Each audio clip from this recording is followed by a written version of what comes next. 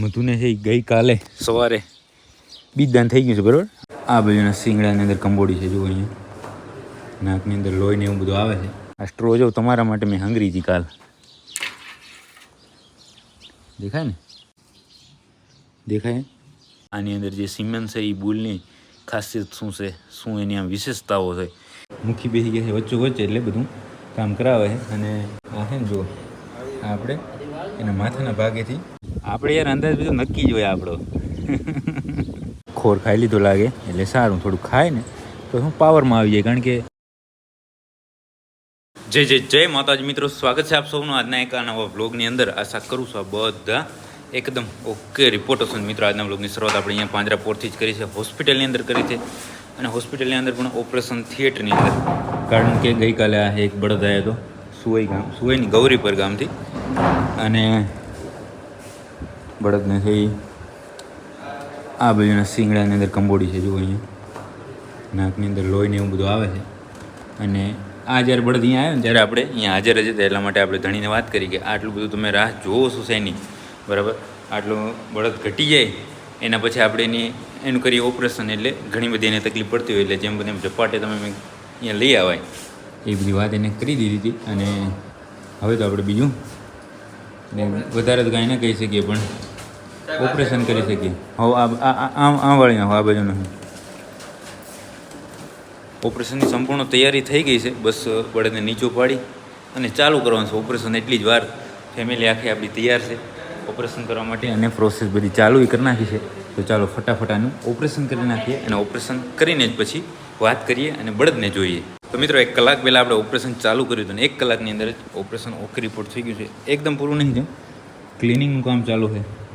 મુખી બેસી ગયા છે વચ્ચે વચ્ચે, એટલે બધું કામ કરાવે છે. અને સામે પડ્યું એનું બળદનું શીંગડું, ને સમજો ને કે એકદમ સિવિયર કન્ડિશન લાસ્ટ સ્ટેજની અંદર જ હતું. જો 2-4 દિવસ કાં વધારે અઠવાડિયાની વાર લાગે તો એ કેન્સરની ટ્યુમર છે એના શરીરની અંદર માથાની અંદર પ્રવેશ કરી જાય. એ ટ્યુમર હમણાં આપણે જોઈએ, પણ અત્યારે ઉપર પોલ બાંધવાનું કામ ચાલુ છે.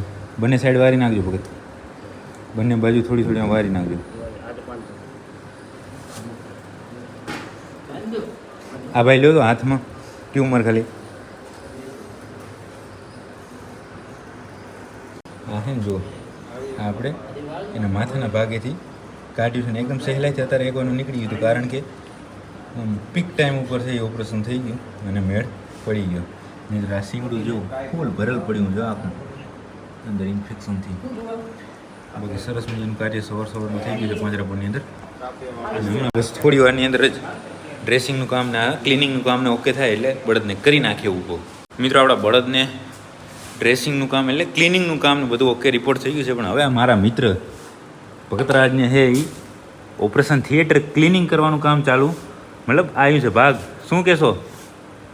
કાલ અમારે એક ઓપરેશન કરવાનું હતું, પણ તમે હતા નહીં ને, એટલા માટે અમે રાખી દીધું હતું. એનું કારણ શું?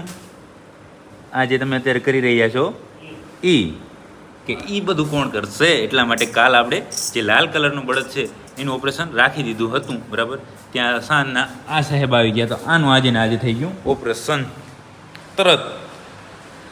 બાકી જો અત્યારે બેઠો છે આરામથી બળદ, બરાબર.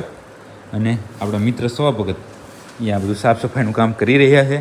બળદ થોડી વાર અહીંયા બેસે, ઊભો થઈ જાય એટલે લઈ જશું આપણું જે રેગ્યુલર રૂટીન છે તે માંદાવાળા વાડાની અંદર. ત્યાં ખાસે પીછે, કારણ કે કાલ સાંજનું હોય આ ભૂખ્યો, એનું ઓપરેશન કરવાનું, એટલે આપણે ભૂખ્યો જ રાખી દઈએ.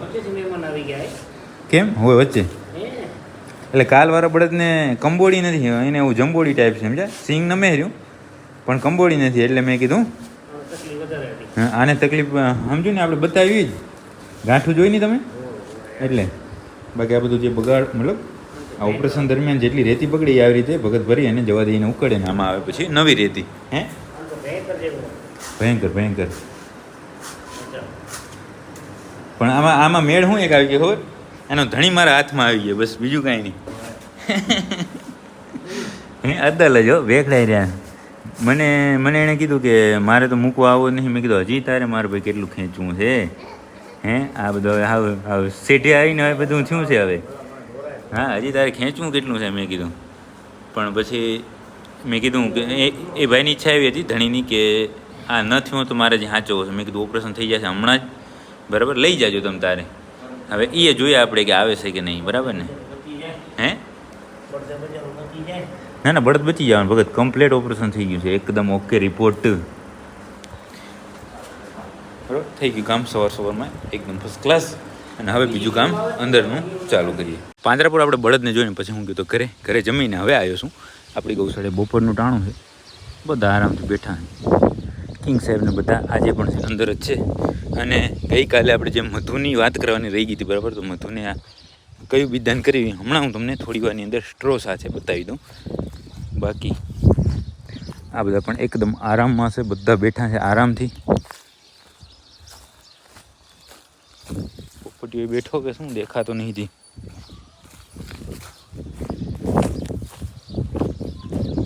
પોપટીઓ અહીંયા નહીં તો હર્ષદ ક્યાંક લઈને ગયો લાગે એને. વાડાની અંદર પાણી નહીં, ભેગું થઈ ગયું. લોક પણ 2-3 હોય ને, સમજ્યા? ખુલે નીકળી ગયું.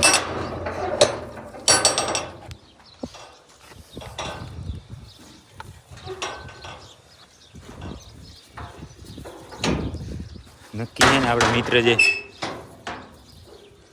ઓહો હર્ષદ છે ને, નક્કી પોપડિયાને આપણા મિત્ર જે ગઢવી સાહેબ છે એના ઘરે લઈને ગયો છે. એની કાંકરેજ ગાય છે એ 99% છે હિટમાં આવી હશે એવું મને લાગે છે. બાકી પાણી હજી ભરેલું જ છે. અને બધા જો આરામથી બેઠા છે. કૃષ્ણાબાઈ એક ઊભા છે. અને હવે વાત કરી દઈએ મધુની આપણે.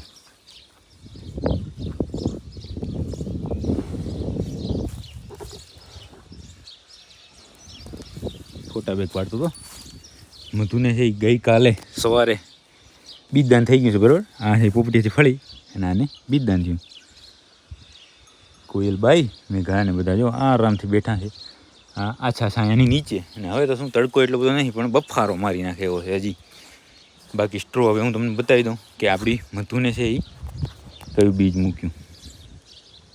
હર્ષદ છે એ આમ કેટલા સમયથી કહેતો કે બસ મધુ આંખે આવે ને એટલે એને આ જ બીજ મૂકવું છે. મધુ આંખે આવે એટલે આપણે આ બીજ મૂકવું છે. તો એ કયું હશે? ચાલો તમે અત્યારે કોમેન્ટ કરીને મને જણાવો, અંદાજ લગાવો, બરાબર? અને આપણે સ્ટ્રો પાસે પહોંચીએ એટલે હું તમને જણાવી દઉં. ગ્રેચકાના ભૂકાનો સ્ટોક જુઓ, આડા પતરા અને આ તંબુના પાઇપને બધું ગોઠવી અને હે ફર્સ્ટ ક્લાસ ડબ્બો બનાવીને કરી નાખ્યું છે સ્ટોક. બાકી બંને જો ઢીંગલીઓ આરામથી બેઠી છે. અને હવે આ સ્ટ્રો જો તમારા માટે મેં હંગરી હતી કાલ, દેખાય ને આ સ્ટ્રો, એ હવે આપણે ચેક કરી લઈએ. એ શિવશંકર આવી રીતે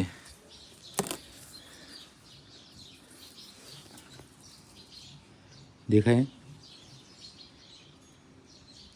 ગોપાલ ગીર GLDB 13/4/2020નું છે એ કલેક્શન છે. આજથી સમજો ને 4 એટલે 6 વર્ષ પહેલાંનું.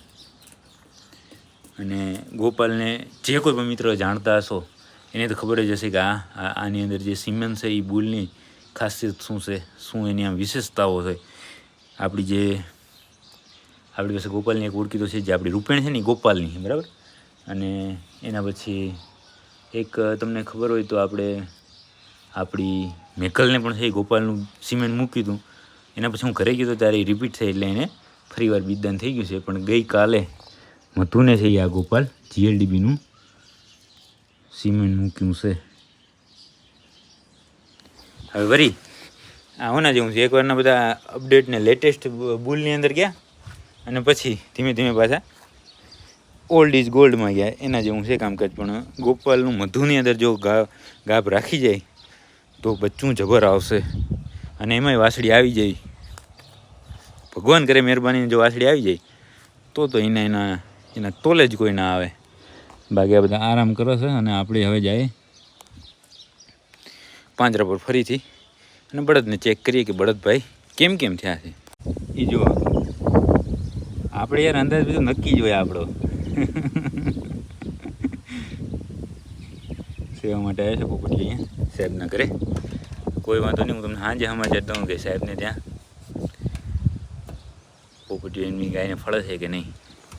નહીં તો જો આ સાહેબની ગાય અને પોપટીઓ. હર્ષદભાઈ અહીંયા ફૂલ આમ ધ્યાન રાખીને બેઠા છે કે ભાઈ ઝપાટે ફળી જાય તો હું ગૌશાળાએ પછી લઈ જાઉં એને. પણ આપણો અંદાજ કેવો, મેં પછી ફોન કર્યો, પહેલાં વિડીયો શૂટ કરી લીધો ને પછી, પણ અદલ જ ને જુઓ રૂબરૂ પકડી લીધા. મિત્રો હું આપણી ગૌશાળે જ પહોંચી ગયો હતો, આપણા જ પાંજરાપોર. અને જે બળદનું આપણે સવારનું ઓપરેશન કર્યું એ બળદ આજે તો એની રીતે પહોંચી ગયો અહીંયા સુધી. ખોર ખાઈ લીધો લાગે એટલે સારું, થોડું ખાય ને તો શું પાવરમાં આવી જાય. કારણ કે એકદમ વીક હોય એમાંય આપણે એનું ફરજિયાત ઓપરેશન કરવું પડે એટલે બધી તકલીફ પડે. પણ ભગવાન જે થાય બાકી અત્યારે જો ખરાખરીના ખેલ થાય ને એને ઊભો ન કરો, એની સામે આંટી લઈ લો. જે સામે પાઇપ રહ્યો ને ઉપર, હા ત્યાં હું એની ત્યાં. કારણ કે આ બધું શું ને ઝેરના પારખા જેવું છે, સમજે. આખલો એકદમ તોફાની છે, પણ અત્યારે કેમેક એની રીતે પડી ગયો છે. કારણ કે કાલનો થાકલ છે, બધું બહુ ઘણું ન ખેંચો. અને હવે હું એને બરાબર પકડી લઉં એટલે શું એની ટ્રીટમેન્ટ થઈ જાય. પૂછડું છે પગ નીચે વારી અને પકડી રાખું. મિત્રો તમે લાસ્ટમાં જોયું ત્યારે આપણે પાંજરાપોર હતા અને એક આંખલાની ટ્રીટમેન્ટ કરતા હતા, એ બધું કામ ઓકે કર્યું હતું. ને પછી આપણે ત્યાં આવી ગયા હતા મહેમાનને મળો. જય માતાજીભાઈ. આંખમાં લાઈટ આવે. અત્યારે ઘરે બધા સાથે જમ્યા પછી ગયા હતા અમે બધા રવેજી માતાજીની ગાયોમાં. પણ ત્યાં કાંઈ વિડીયો બનાવવાનો કે કાંઈ જોવાનો આપણે સમય ના મળ્યો. પણ કાલ સવારે આપણે બધી વ્યવસ્થિત વાત કરશું. બાકી હવે આજના વ્લોગને આપણે અહીંયા સુધી જ રાખી દઈશું. જો તમને આ વ્લોગ પસંદ આવે તો લાઈક કરી નાખજો, સરસ મજાની કોમેન્ટ કરી નાખજો અને તમારા બધા મિત્રો સાથે આ વ્લોગને શેર કરી નાખજો. મળીએ કાલના નવા વ્લોગ સાથે.